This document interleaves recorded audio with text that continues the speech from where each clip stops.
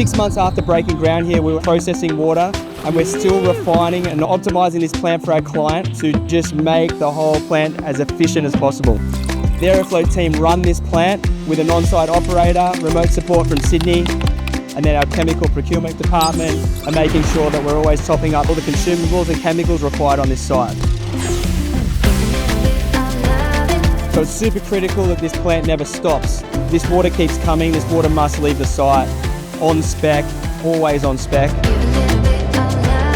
We have 24-hour monitoring of this plant. We have alarm trends, SMS alarms, if anything were to go wrong during the night.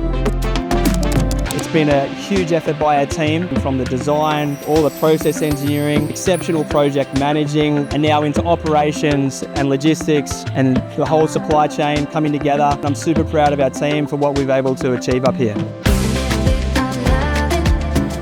It smells like your grandma's courage.